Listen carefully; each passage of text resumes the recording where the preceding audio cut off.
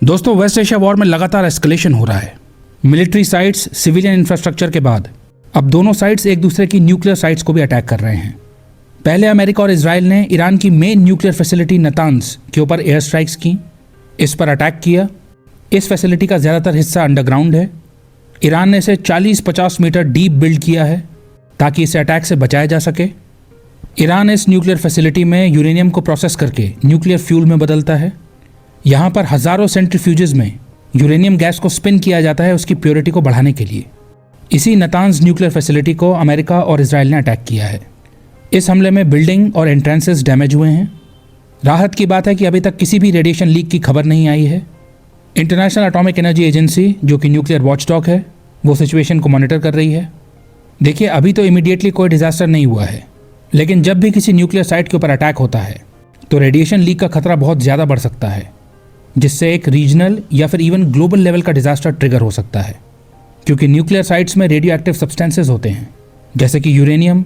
उसे अलग अलग फॉर्म्स में स्टोर किया जाता है, जैसे सॉलिड फॉर्म में, गैस फॉर्म में, डस्ट फॉर्म में। ये जो न्यूक्लियर मटेरियल्स होते हैं ये रेडिएशन को एमिट करते हैं, जैसे कि gamma rays. Radiation human cells को डैमेज कर सकता है, डीएनए को डैमेज कर सकता है, कैंसर के रिस्क को बढ़ा सकता है। स्पेशली यूरेनियम गैस काफ़ी रिस्की होती है। यूरेनियम को अक्सर यूरेनियम हेक्साफ्लोराइड गैस के फॉर्म में स्टोर किया जाता है, UF6। ये गैस रेडियो एक्टिव तो होती ही है, लेकिन साथ में केमिकली टॉक्सिक भी होती है। यदि ये लीक हो जाए तो ये हवा के साथ रिएक्ट करती है, कोरोसिव एसिड्स बना लेती है, जिसे इनहेल करने से लंग्स डैमेज हो सकते हैं। इस गैस के वातावरण में मौजूद रहने से स्किन और आइज़ भी डैमेज हो सकती हैं। तो न्यूक्लियर साइट्स के ऊपर अटैक करने से जो लीकेज होता है उससे रेडियो एक्टिव खतरा तो है ही, लेकिन साथ में केमिकल खतरा भी है। तो न्यूक्लियर साइट्स के ऊपर अटैक करने से कंटेमिनेशन का खतरा हमेशा बना होता है। न्यूक्लियर डस्ट या गैस स्प्रेड हो सकती है, आसपास लोगों को खतरा हो सकता है। ये जो टॉक्सिक स्पिल होता है ये लॉन्ग टर्म हेल्थ डैमेज कर सकता है। न्यूक्लियर साइट्स बहुत ही ज़्यादा कॉम्प्लेक्स होती हैं। वहाँ पर सेंट्रीफ्यूजेस बहुत हाई स्पीड में स्पिन कर रहे होते हैं। पाइपलाइंस में यूरेनियम गैस भरी होती है। किसी भी प्रकार के अटैक में यदि पावर फेलियर हो जाए, एक्सप्लोजन की वजह से कोई इक्विपमेंट डैमेज हो जाए, ब्रेक हो जाए, तो गैस लीक हो सकती है, आग लग सकती है, टॉक्सिक सब्सटेंसेस रिलीज हो सकते हैं। न्यूक्लियर फैसिलिटी के अंदर या बाहर रेडिएशन लीक हो सकता है, जो कि एक रीजनल या इवन ग्लोबल डिजास्टर को ट्रिगर कर सकता है। बार बार स्ट्राइक्स होने से एक्सीडेंट की प्रोबेबिलिटी बढ़ती जाती है। ज़रा सी गलती से क्राइसिस ट्रिगर हो सकती है। अब ये युद्ध भीषण होता जा रहा है। ईरान ने कहा है कि वो बराबर का रिटेलिएशन करेगा, टिट फॉर टैट रिटेलिएशन करेगा, और ईरान ने ऐसा किया भी। पहले अमेरिका और इजराइल ने ईरान की मेन न्यूक्लियर फैसिलिटी नतान्ज के ऊपर अटैक किया, और इसके जवाब में ईरान ने इजराइल के डिमोना और अराद शहरों के ऊपर बैलिस्टिक मिसाइल्स बरसाईं। डिमोना और अराद सदर्न इजरायली शहर हैं। इजराइल की main nuclear facility Dimona nuclear research centre यहीं पर है, जो कि इजराइल के लिए एक्सट्रीमली सेंसिटिव साइट है। ईरान ने इसके नज़दीक अटैक कर दिया। आसपास की कई बिल्डिंग्स डिस्ट्रॉय हो गई, आग लग गई, कई लोग मलबे में दब गए। इजराइल के advanced air defence systems Iran की सभी मिसाइल्स को नहीं रोक पाए।